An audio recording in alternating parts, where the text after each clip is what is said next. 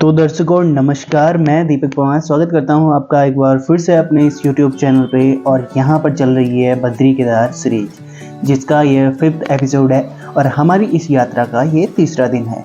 इसमें हम आज जा रहे हैं सोनप्रयाग से बद्रीनाथ, जिसका रूट हो रहा है चोपता, मंडल, गोपेश्वर, चमोली, जोशीमठ और गोविंद घाट। फिर उसके बाद आएगा बद्रीनाथ।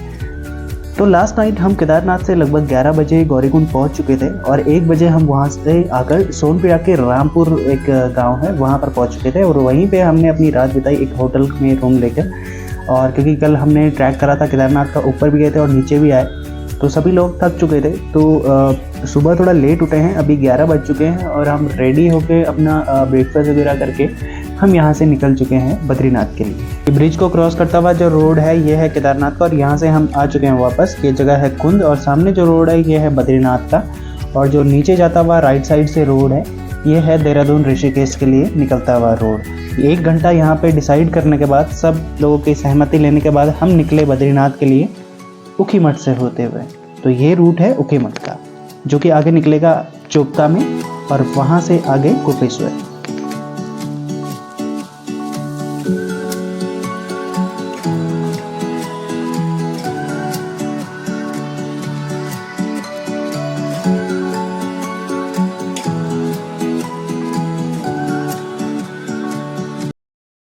तो कुछ आगे ऊखीमठ से थोड़ा सा आगे आए हैं हम लोग और यहाँ पे हमें कुछ यूट्यूबर मिले हैं, जो कुछ लोग पैदल और कुछ साइकिल यात्रा में, 4 धाम यात्रा, कुछ लोग हैं जो 12 ज्योतिर्लिंग करने आए हैं।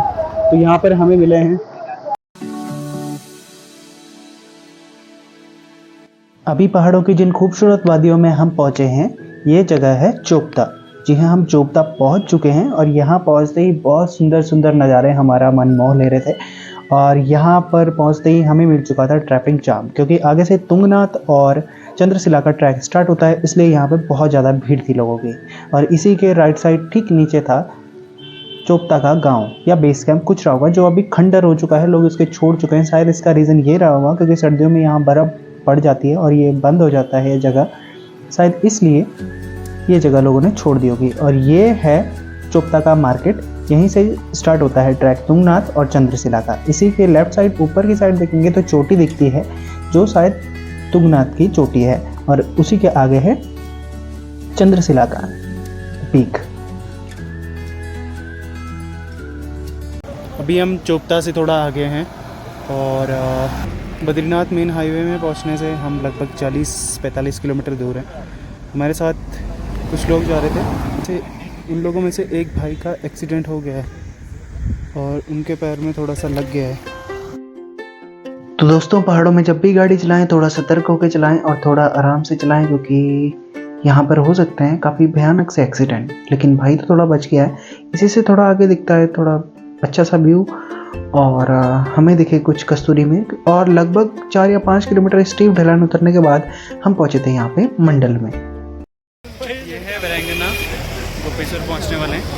और सुबह से एक्चुअली हम लोगों ने खाना नहीं खाया है, थोड़ा सा यहाँ पे खाना खा के रुकते हैं।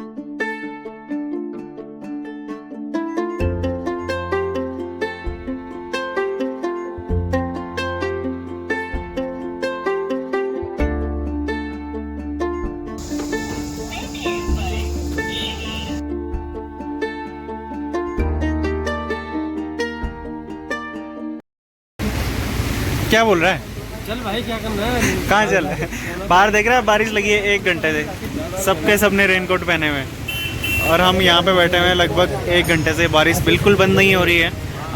तो सभी सजेस्ट कर रहे हैं कि आगे हमें जाना नहीं चाहिए, यहीं रुक जाना चाहिए, क्योंकि आगे हमें पुलिस वाले जाने नहीं देंगे शायद, क्योंकि आगे लैंडस्लाइड का भी खतरा हो सकता है, बारिश बहुत तेज़ी से हो रही है। तो फिर भी एक बार हम आगे जाके देखते हैं क्या रहता है आगे। अगर जाने देंगे तो जाते हैं आगे देख।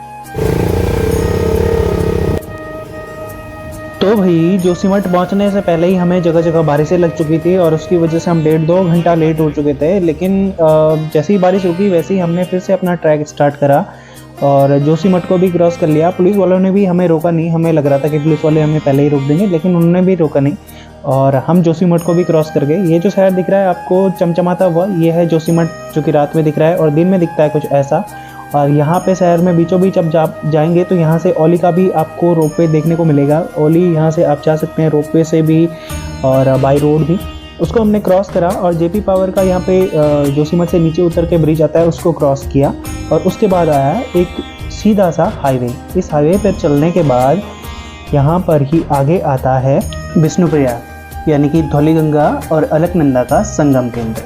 अलकनंदा राइट साइड से जो नदी आ रही है वो वही अलकनंदा है, जो कि पहले बता चुके हैं बद्रीनाथ के सतोपंथ के ढेर से आ रही है। और धौलीगंगा जो कि लेफ्ट साइड से आ रही है वसुधारा ताल से नीति होते हुए उसके बाद रैणी गांव में आती है, जहां के उस पर ऋषि गंगा मिलती है, जहां पे फरवरी 2021 में एक भयानक आपदा भी आई थी, वो वहां पर मिलती है। और वहां से आकर यहाँ विष्णुप्रयाग में अलकनंदा नदी से मिलती है। और यहीं ऊपर है दो मंदिर, एक भगवान विष्णु का है और एक भगवान भूतनाथ महादेव का है। इसके दोनों तरफ दो पर्वत हैं जिसको भगवान विष्णु के द्वारपाल माना जाता है, जिनका नाम है जय और विजय। विष्णुप्रयाग दर्शन के बाद हम पहुंचे गोविंद घाट और यहीं पर रात 1 बजे हमने ले लिया स्टे और हम यहाँ पर सो गए। गुड मॉर्निंग दर्शकों, तो आज हम पहुंच चुके हैं बद्रीनाथ के बिल्कुल पास। बद्रीनाथ से लगभग हम अभी हैं 15 किलोमीटर पहले गोविंद घाट में। रात में हम यहीं पे सो गए थे। रात काफ़ी जगह में बारिश हुई, बहुत टाइम लग गया था, तो रात में लगभग हम 1 बजे यहाँ पे पहुँचे हैं और यहीं पे इसी होटल में हम सो गए थे। अभी सुबह के बज चुके हैं 7 और सभी लोग देर से सोए थे, इसलिए अभी तक कोई उठ नहीं पाया है मेरे अलावा। मैं तो उठ गया हूँ क्योंकि मुझे घर से फ़ोन आया था, इसीलिए मैं जल्दी उठ गया हूँ। बाकी लोग अभी उठे नहीं हैं, वो उठेंगे फिर हम अपना नहा धो के और तैयार होके मंदिर के लिए निकल लेंगे। जितनी जल्दी निकलेंगे उतनी जल्दी दर्शन के लिए नंबर आएगा। तो लेट्स गो साथियों, सब हो चुके हैं तैयार और चलते हैं अब सीधे बद्रीनाथ धाम इन खूबसूरत और सुंदर सुंदर वादियों के साथ।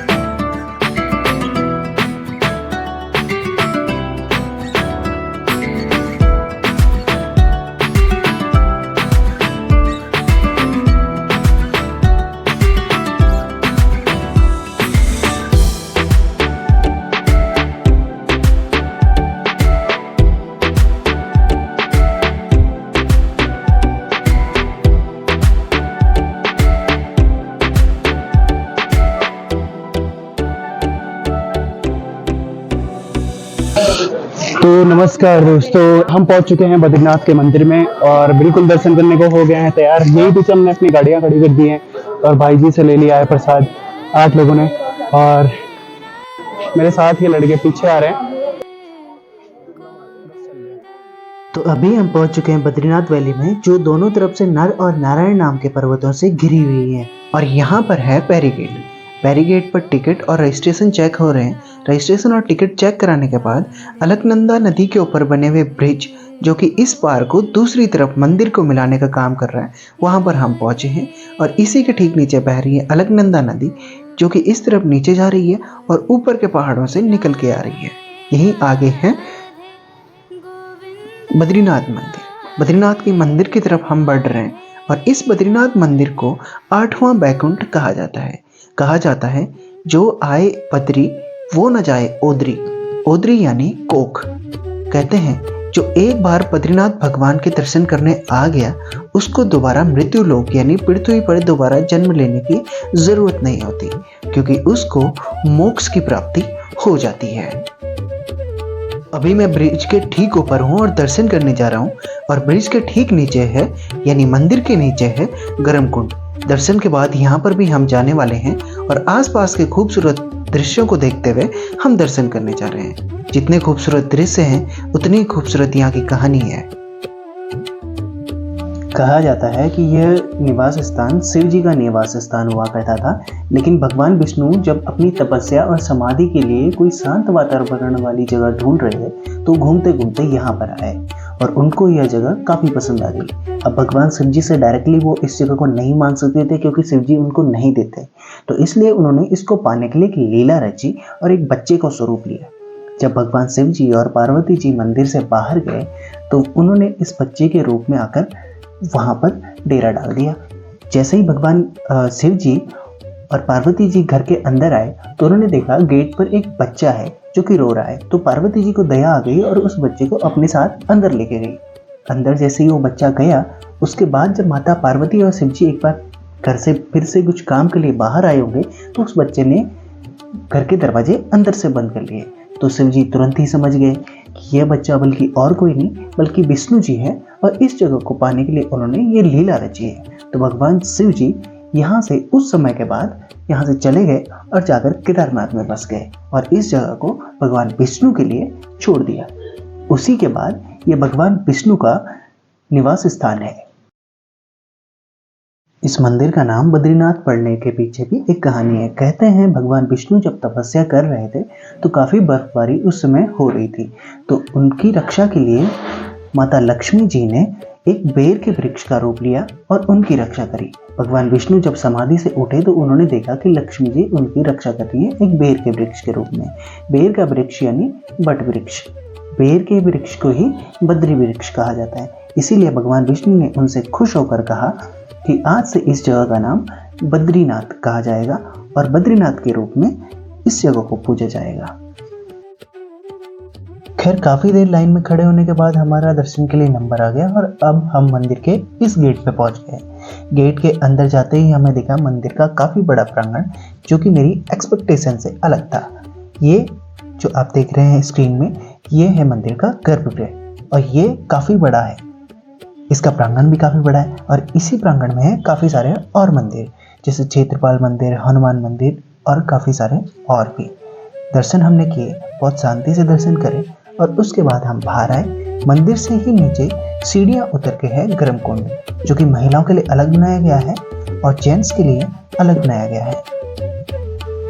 इसकी गर्मी इतनी है कि आप इसके आसपास भी जाते हैं तो आपकी गर्मी जो है वो महसूस होती है आपको। और यहीं बाहर है एक खुले में बना हुआ गर्म कुंड जिसका पानी सबसे ज़्यादा गर्म है। खैर हम नहाए तो नहीं लेकिन हमने पंच स्नान जरूर करें। अंकित आपको कैसा फील हो रहा है? बहुत बढ़िया लग रहा है। बद्रीनाथ ये भगवान विष्णु का अवतार हुआ है यहाँ पे और क्या बोल सकते हैं भगवान विष्णु बद्रीनाथ धाम। जय बाबा बद्रीनाथ। बहुत ही बढ़िया, बहुत सुकून कि मतलब टाइम का पता नहीं चल रहा, इतना अच्छा मौसम है, मन कर रहा है कि हमेशा यहीं रह जाएं। हम लोग दर्शन करके फ्री हो गए हैं और हमने लंच भी कर लिया है। मेरे साथ अभी हम 3-4 लड़के ही हैं, बाकी आगे चले गए हैं। तो भगवान बद्रीनाथ के हमने दर्शन कर लिए हैं और सारी जगह घूम ली है। इसके बाद अब हम आगे जा रहे हैं माणा गांव में, लेकिन इस ब्लॉग को यहीं पे ख़त्म करेंगे। इस सीरीज़ का 5वां एपिसोड यहीं पे ख़त्म होता है। 6वां एपिसोड आएगा माणा गांव का। अगर आपको ये सीरीज़ और ब्लॉग पसंद आ रहे हैं तो ज़रूर वीडियो को लाइक करें, शेयर करें और चैनल को सब्सक्राइब करें इसी तरह की और वीडियोज़ के लिए। चैनल पर बने रहिए और वीडियो पर लास्ट तक बने रहने के लिए धन्यवाद।